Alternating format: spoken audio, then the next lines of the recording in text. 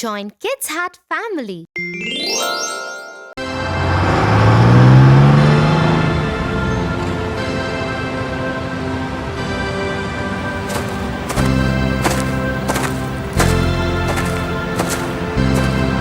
Hey Tia, where were you? Everybody has left. I was waiting for you. I'm sorry, Tofu. There was something that I needed to take care of at school. What happened? Some mean kids are being unfair to my friend Gemma. I found out that they've planned to trick her into doing all the work and take the credit for it. Oh, that's so bad. What will Gemma do now? Oh well, thankfully, Gemma is a smart girl. She's like the Little Red Hen. What? Did you just call Gemma a hen? Oh, Tofu, haven't you heard the story of the Little Red Hen? No, but it sounds so interesting. Tell me, Tia. Tell me, please. Okay.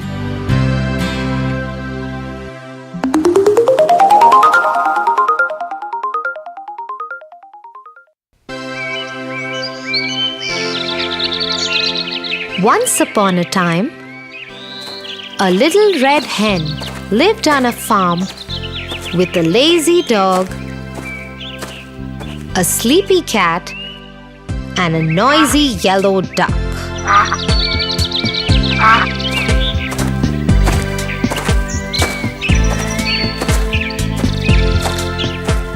Hey guys, look!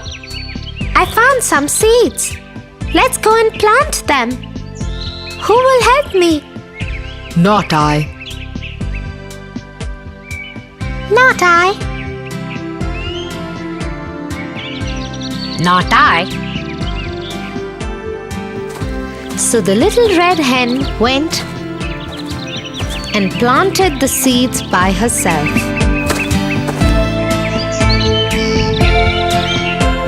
When the seeds had grown into wheat crop, the hen asked her friends, The seeds have grown. Who will help me harvest the crop? Not I.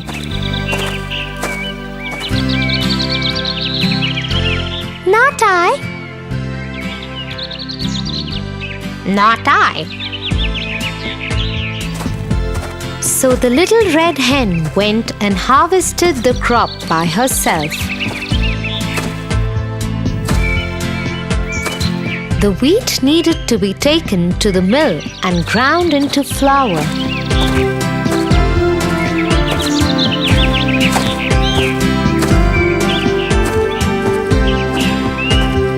The wheat is heavy. Who will help me take it to the mill and grind it into flour? Not I. Not I. Not I.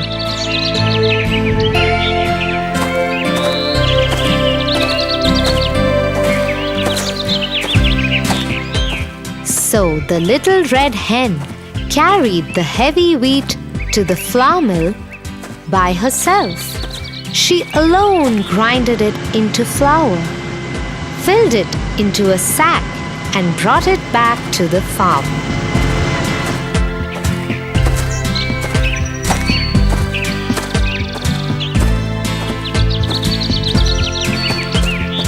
Friends, I am very tired.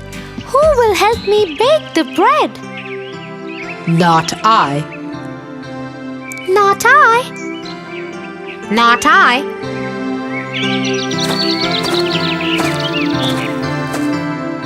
The poor tired hen baked all the bread by herself.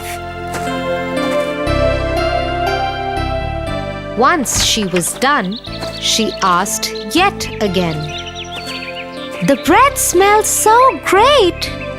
Who will help me eat it? I will. I will. I will.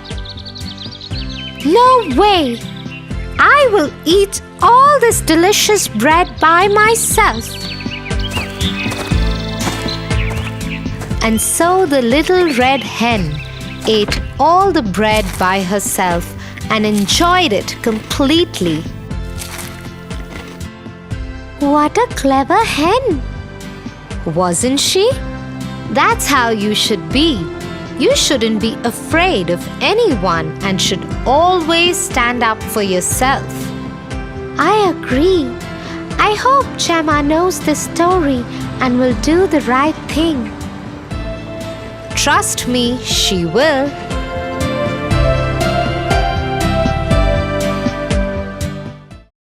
Join Kids Hut family.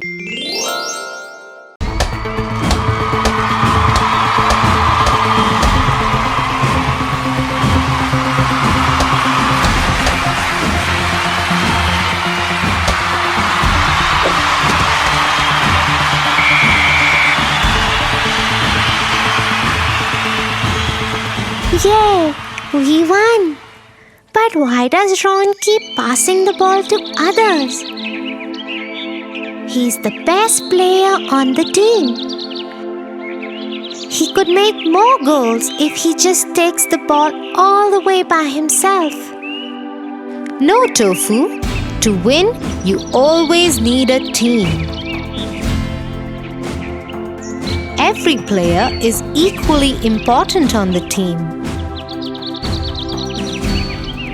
Come, I will tell you a story about the importance of teamwork.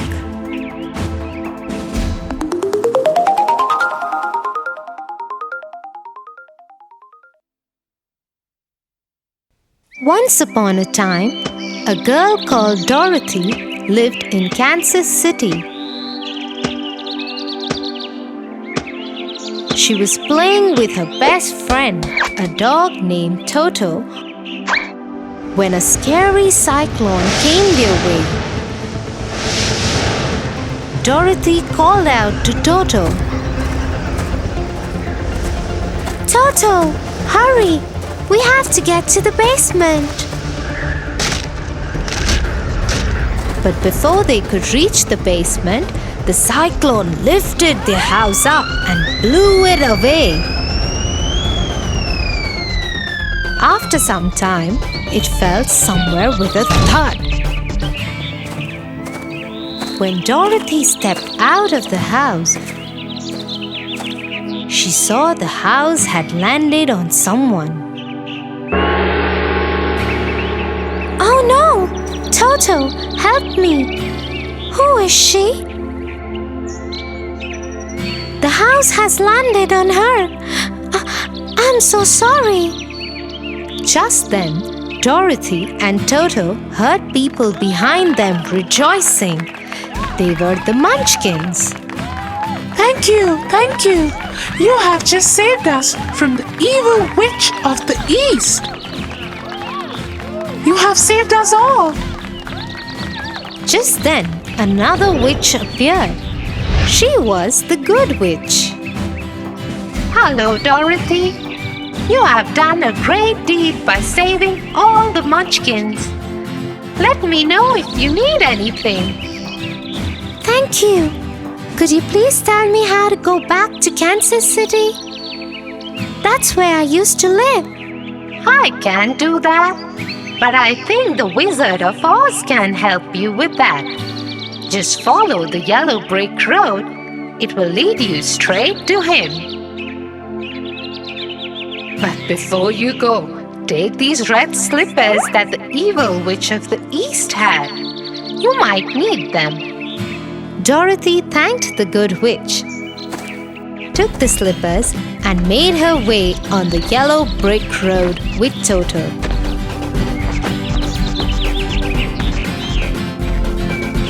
She had only walked a bit when she came across a scarecrow. Hello, I am the Scarecrow. I have everything I want except a brain. My head is only filled with hay. Hello, Scarecrow. I am going to the Wizard of Oz. Why don't you come with me? He might be able to help you. And so Dorothy was joined by the Scarecrow.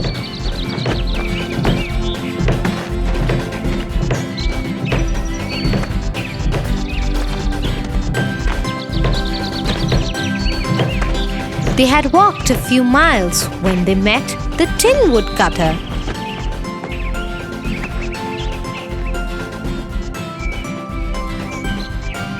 I want a heart. When my maker made me, he gave me everything, but forgot to give me a heart. I wish he hadn't forgotten that. We are going to the Wizard of Oz. We are going to ask him for a way for Dorothy to get back to her home and for brains for me. Why don't you come with us?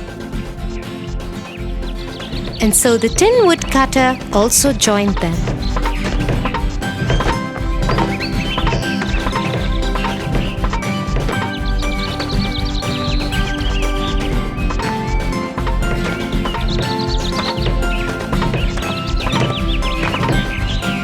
They had walked for some time when they heard Toto barking. They turned around to see that a lion had attacked Toto. "Get away from my dog, you nasty lion!" The lion whimpered and ran away to a corner. "Oh no, you aren't a brave lion at all, are you?" No, I have no courage. I wish I had some. We are going to the Wizard of Oz. We will ask him for a brain for the Scarecrow, a way for Dorothy to get back home, and a heart for me. Come with us. We will ask him for courage for you. The lion agreed, and they all continued on the yellow brick road.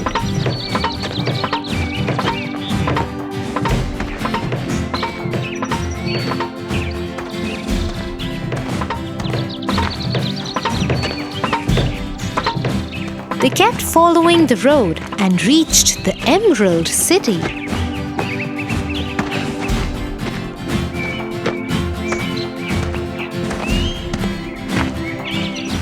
They knocked on its big gates. A guard appeared. The wizard doesn't meet anyone, but he has agreed to meet all of you.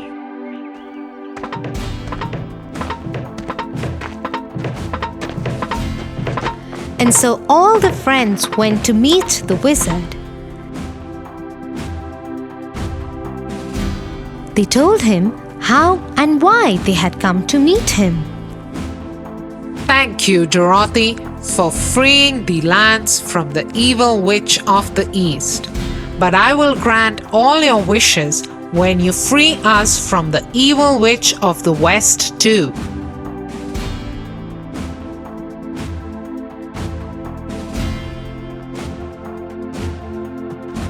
The friends agreed to the wizard's terms and left to find the evil witch of the West.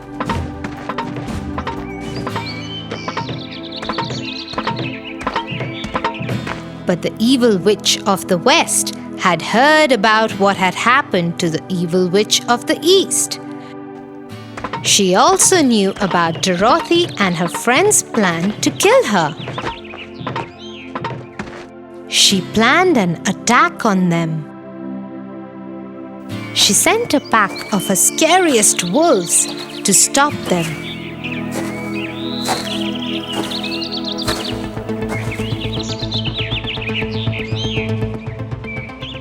The Tin Woodcutter stepped forward. This is a job for me. Everyone, stay back. The woodcutter hacked at the wolves with his axe till they all ran away.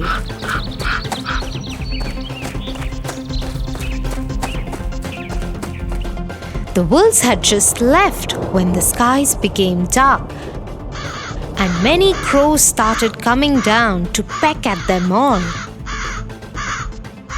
This time, the Scarecrow stepped forward and scared all the crows away.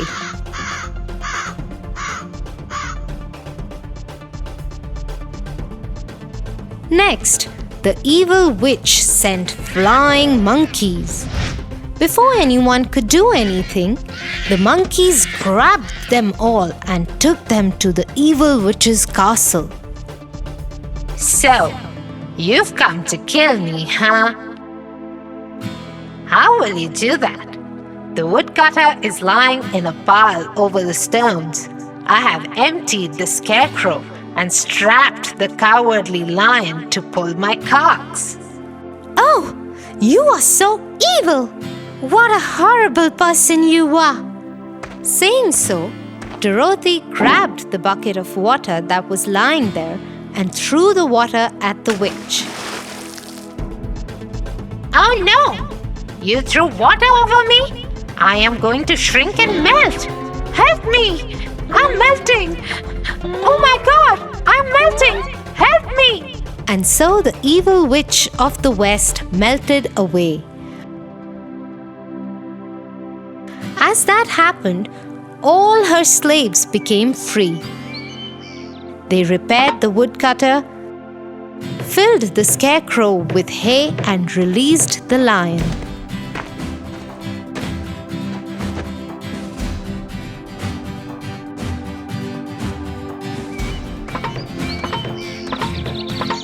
Dorothy and her friends went back to the Emerald City.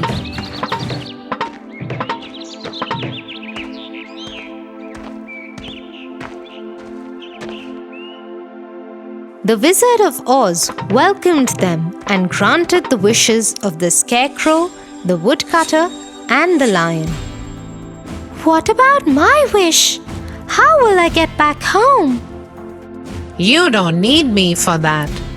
You had the power all along. Just click your heels together thrice and tell the slippers where you want to go. They will take you there. Though Dorothy was excited to go home, she was sad to leave her friends. She said a tearful goodbye to them. Then she picked up Toto in her arms and clicked her heels together 3 times and told her slippers to take her home. So you see, Tofu? If all the friends hadn't worked together, they would have not been able to defeat the evil witch of the West. Yes, Tia. I now understand the importance of a team.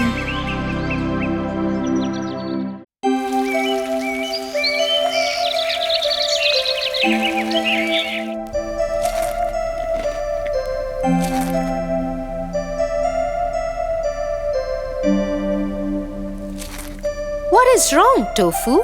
I don't want to go to school today. Jim and Jerry took all the tokens I had collected for the charity and submitted it as their own. Now they are going to win the appreciation sticker. Don't worry about it, Tofu. Sometimes it's okay to let go of things and just hold on to the joy they brought you. I don't know, Tia. Do you know a nice story to help me believe? Sure, I'll tell you a story.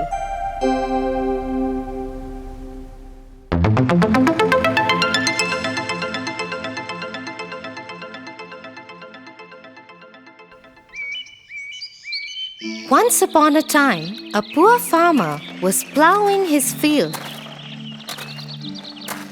When he hit something hard, it was a large metal pot.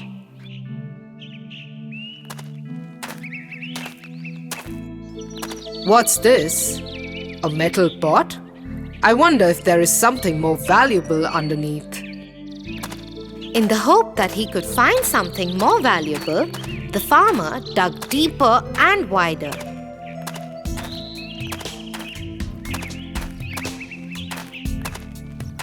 Tired after hours of searching, the farmer decided to rest. He left his spade in the pot.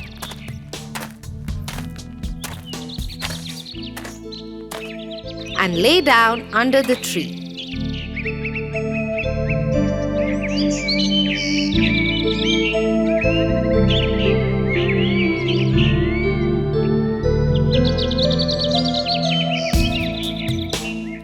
A while later, when he got up and went back to the pot,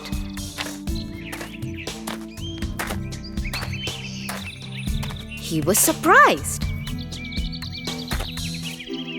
How is this possible? The pot is full of hundreds of spades. I had left only one in it. Looks like this is a magical pot. Let me see what will happen if I put a mango in it.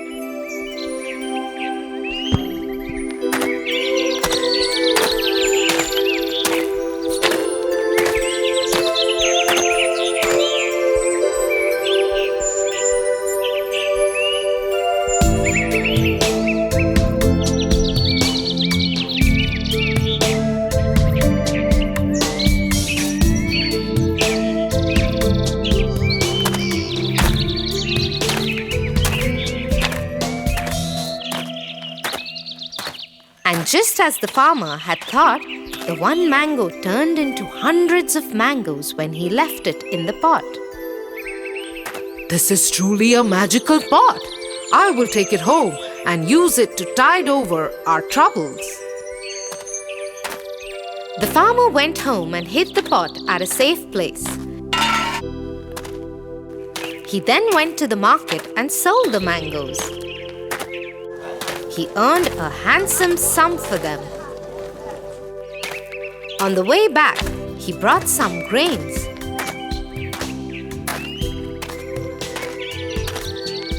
He went home and put each one of them in the pot one by one.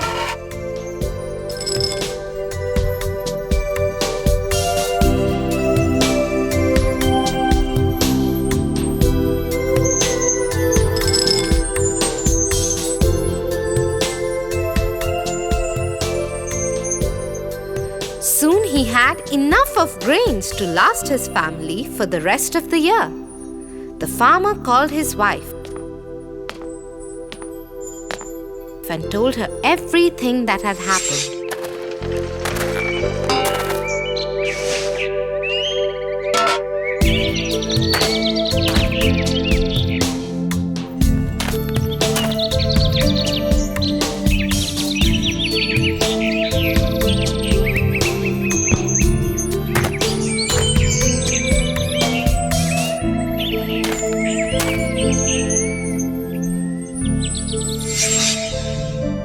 This is a blessing. We should use it wisely to become rich, but also keep it safely hidden. The farmer agreed with his wife. Over the year, he slowly started putting things in the pot: fruits, vegetables, textiles. And in some years, he turned around his family's fortune. Though they had been secretive and very careful about their magic pot, people started noticing how they had become rich. And soon their secret was out. It even reached the king's ears.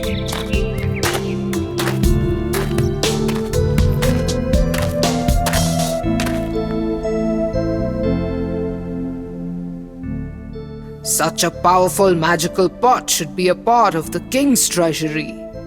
The farmer has no right to keep it. Only I have the right to own that pot. The king ordered the soldier to bring the pot to the palace.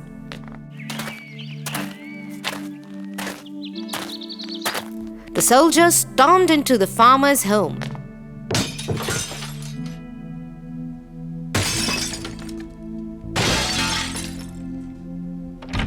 And confiscated the pot. They brought it to the king.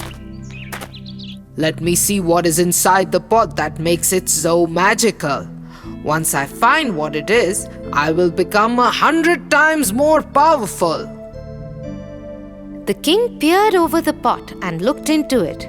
As he did, he lost his balance and fell into the pot. As he fell, he hit his head on the edge of the pot and became unconscious. When he woke up, he saw that there were hundreds of kings like him.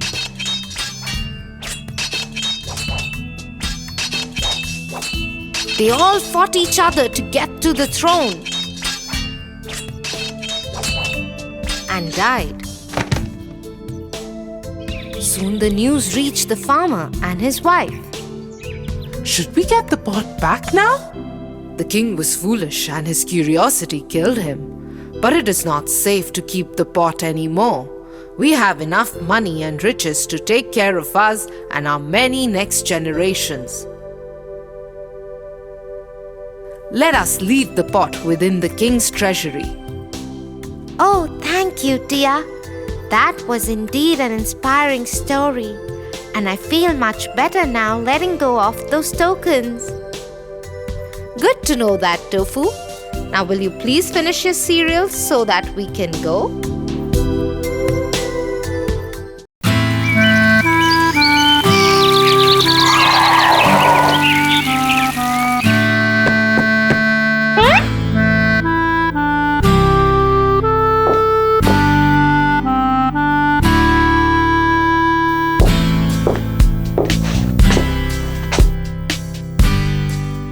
That is not nice, Tofu.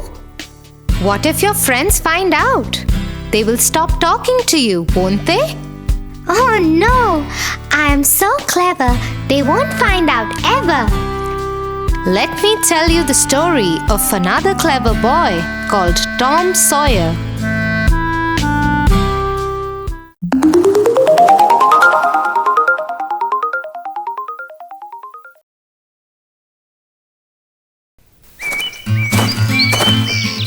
Tom Sawyer lived with his Aunt Polly and half-brother Sid. He was an extremely clever boy who loved mischief. But Tom also had a very good luck, which always helped him get away with the mischief he did. One day, his Aunt Polly was looking for him. "Tom, Tom, where are you?"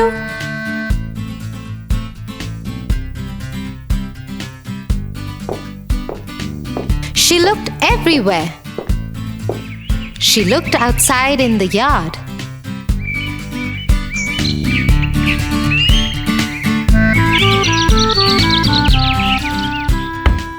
Inside in the house and the kitchen.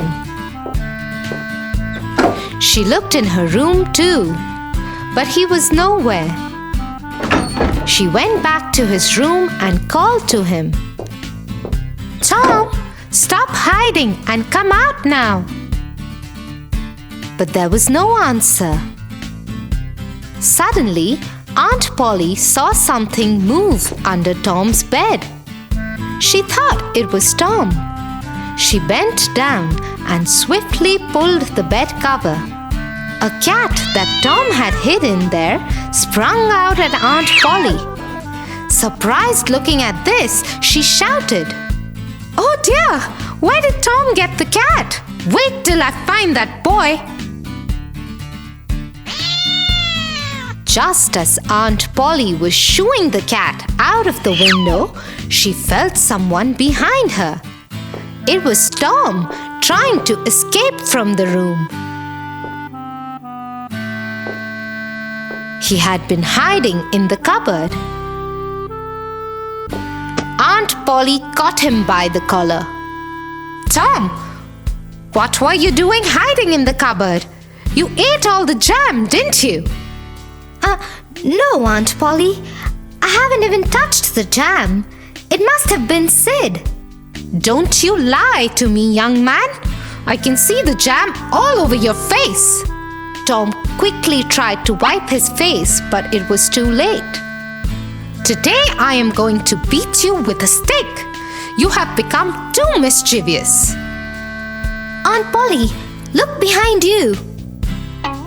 Aunt Polly turned to see, but there was no one.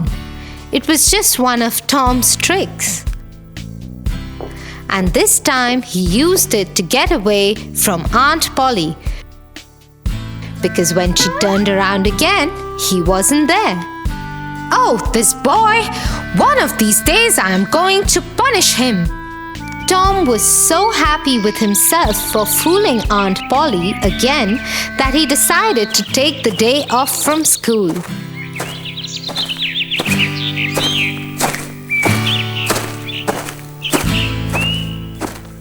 Instead, he went to the river and bathed in it.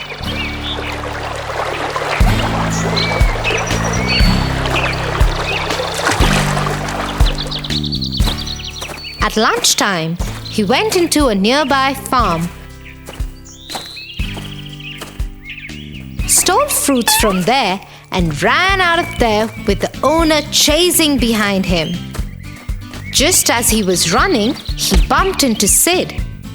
Sid saw Tom's wet hair and clothes and the fruits in his hands and understood that Tom hadn't gone to school, but he didn't say anything.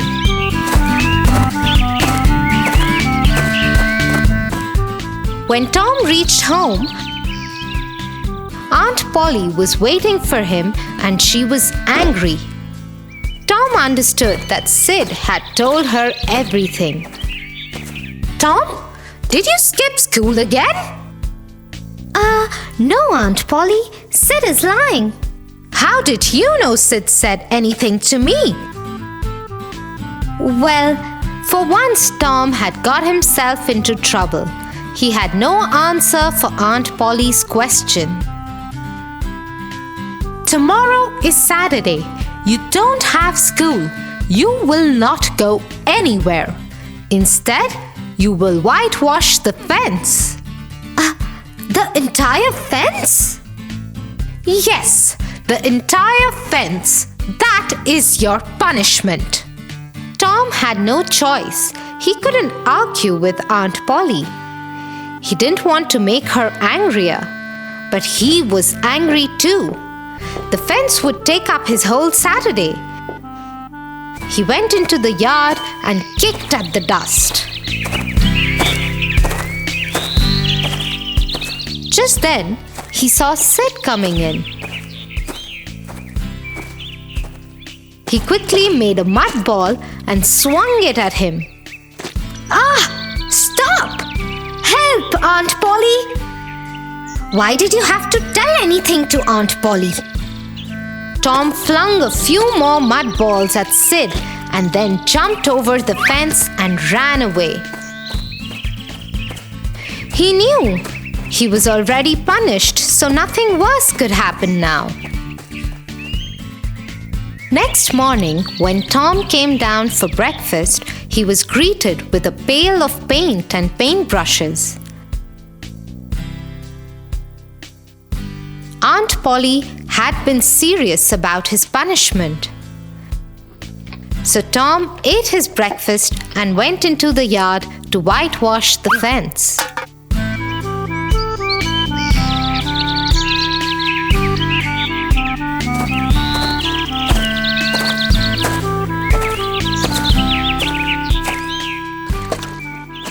Painstakingly, he finished a bit of it. That's when his friend Joe came up to him. "Hey, Tom, why are you working on a Saturday morning?" "Working? Who said anything about working?" "Well, why are you painting the fence then?" "I am doing it because it is art. Haven't you heard of art, Joe?" "Well, I have, but I have never done it. Is it fun?" "Oh, yes, it is. Why else would I do it?" Joe thought about it. It was true. Tom Sawyer would never do anything that wasn't fun. He asked Tom if he could also try it. Tom agreed to let Joe do only a small portion of it in exchange of 3 marbles. Joe thought 3 marbles was too much, but agreed. He wanted to try art.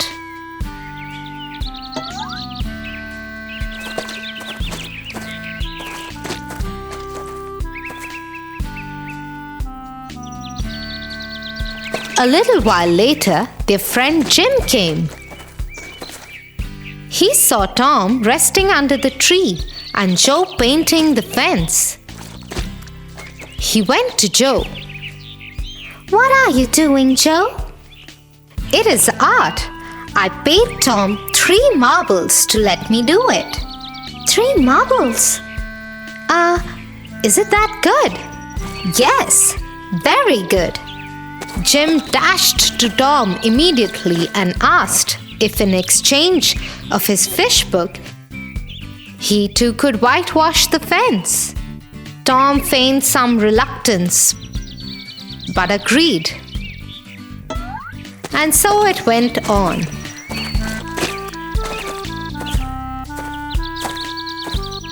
Other friends of Tom came and believed that painting the fence was fun. They paid Tom in collector's cards, candies, and even a catapult to get a chance to paint the fence. By noon, the entire fence was painted and Tom was a rich boy. He hid his treasures and went to his aunt.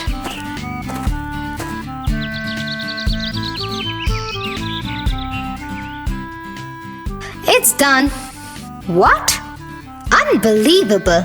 Let me see. Aunt Polly took Tom with her to see the fence. Indeed, it was done. And it was done very nicely. How did he do it? Anyway, his punishment is over. Now I will have to let him go. I hope he does not create more mischief. But as always, when Aunt Polly turned around to tell Tom that his punishment was over, he was already gone.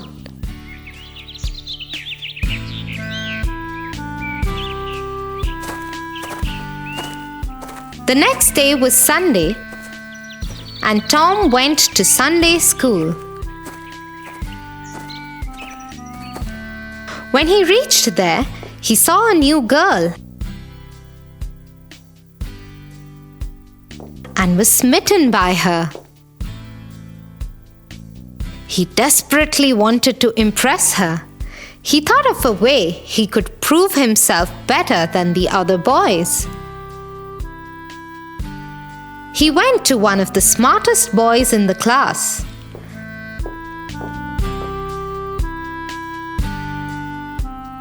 And bought from him all his yellow tickets in exchange of the treasure he had earned from his friends yesterday.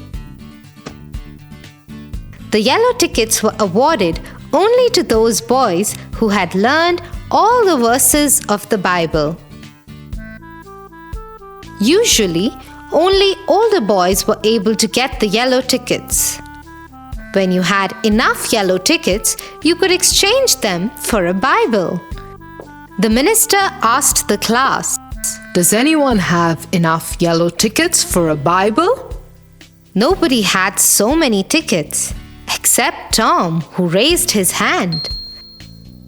Everybody, including the minister, was surprised. Tom was the most naughty boy they knew. How could he have learned all the verses of the Bible? The minister understood this was one of Tom's tricks, and he decided to test him. Very well done, Tom. Please come here and collect your Bible. Also, as is tradition, when you earn your Bible, you get to recite any 3 of your favorite verses from it. Tom was stumped. 3 verses? He didn't even know one. He fumbled.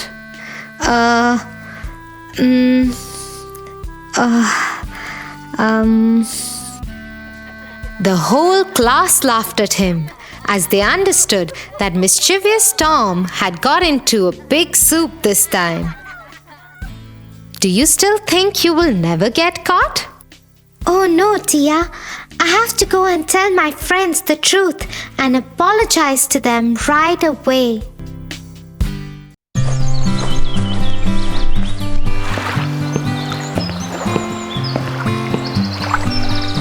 Tia, you recite so many stories to me that are full of morals, but you have never recited your favorite story to me. Which one is it? Tofu, that's true. I haven't yet recited my favorite story to you. Would you want to listen to one of my favorite story? Yeah. Jack and the Beanstalk.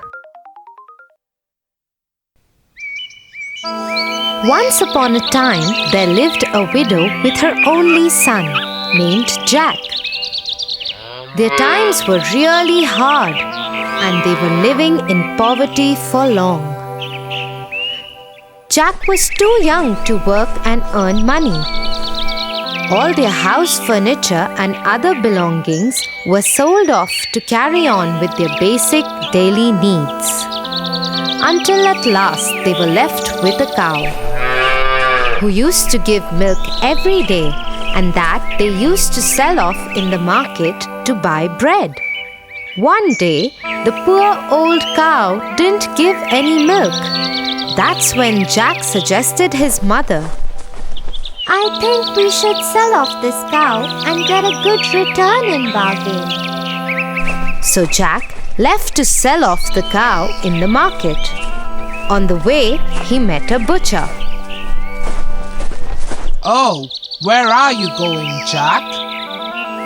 I'm going to the market to sell off this cow for a good bargain.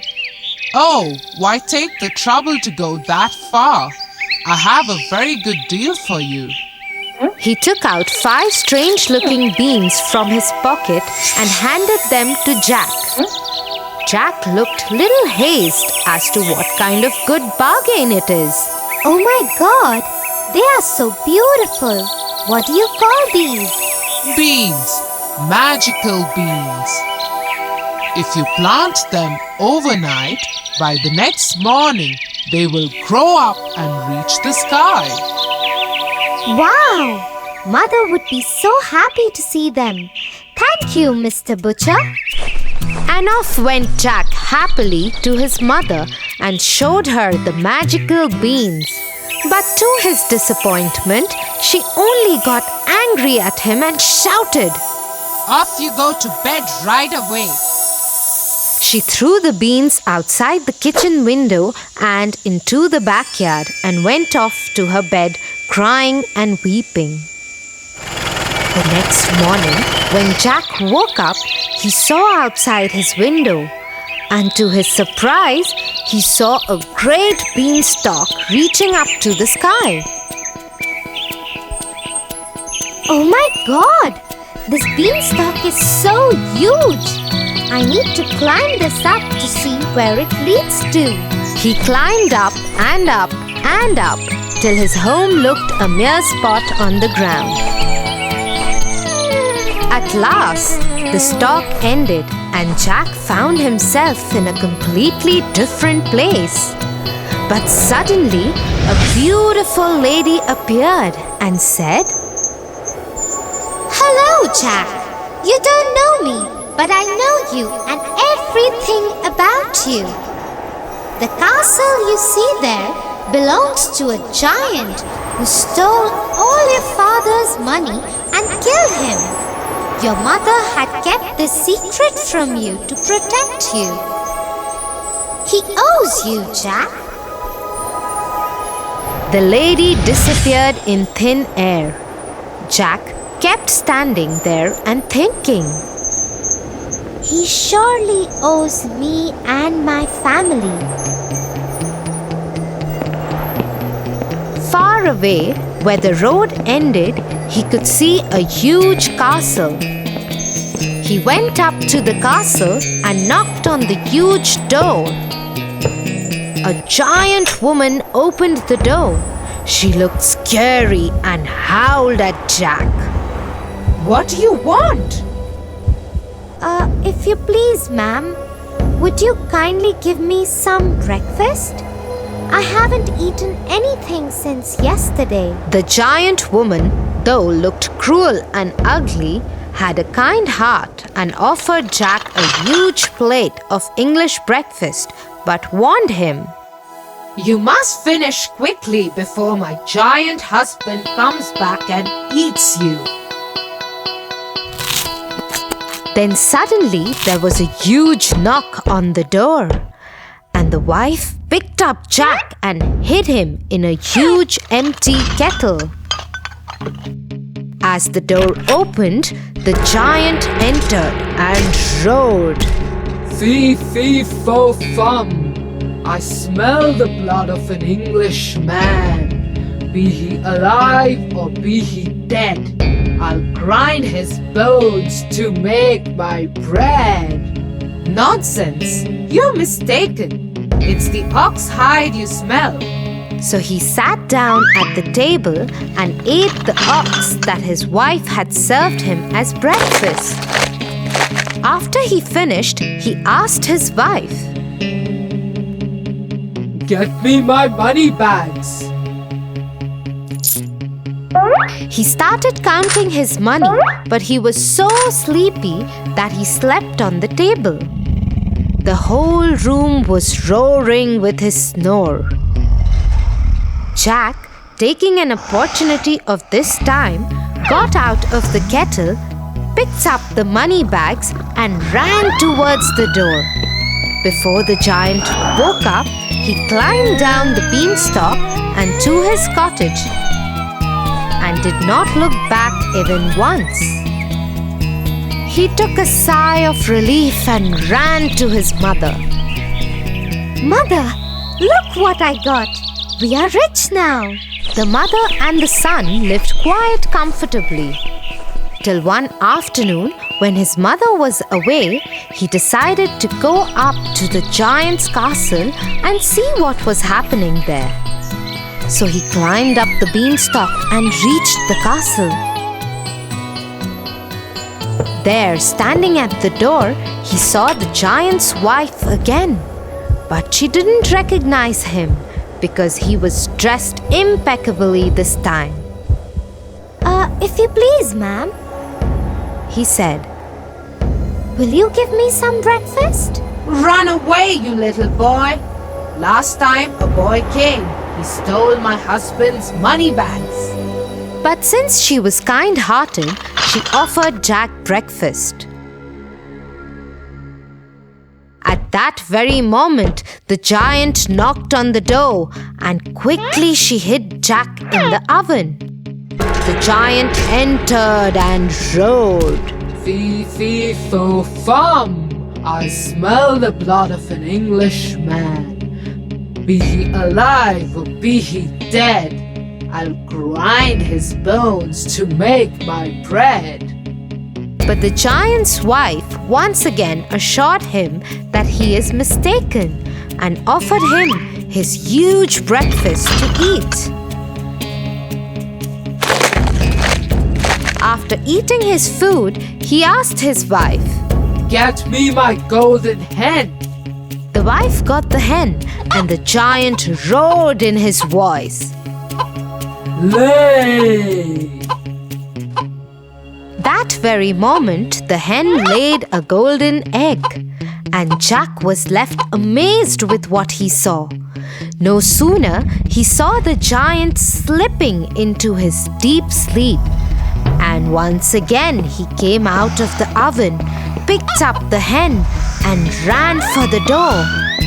In the meanwhile, the hen began to cackle. The voice made the giant move a little, but he kept sleeping. Jack climbed down the stalk and went straight to his mother and gave her the golden hen.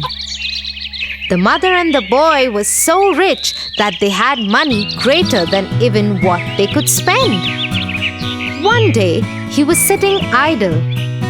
The thought of the beanstalk crossed his mind again, and he decided to climb it. No sooner he was at the castle, but this time he decided not to be seen. and climbed the kitchen wall of the castle and hid himself in the oven. In came the giant, roaring louder than ever. Fee, fee, fo, fum! I smell the blood of an Englishman. Be he alive or be he dead, I'll grind his bones to make my bread. But the giantess was quite sure that she had seen no little boy that morning, and after grumbling a great deal, the giant sat down for breakfast. As soon as he got over with his breakfast, he called out to his wife. Bring me my harp! Sing! Ordered the giant. Soon the harp started singing the most beautiful sounds ever heard, and no sooner the giant fell off into his deep sleep. Jack, who was waiting for this moment, got out of the oven and climbed the table to grab the harp. But as soon as he started running off with it, the harp started shouting, "Master! Master!" The giant woke up just in time to catch the sight of Jack running out of the kitchen door.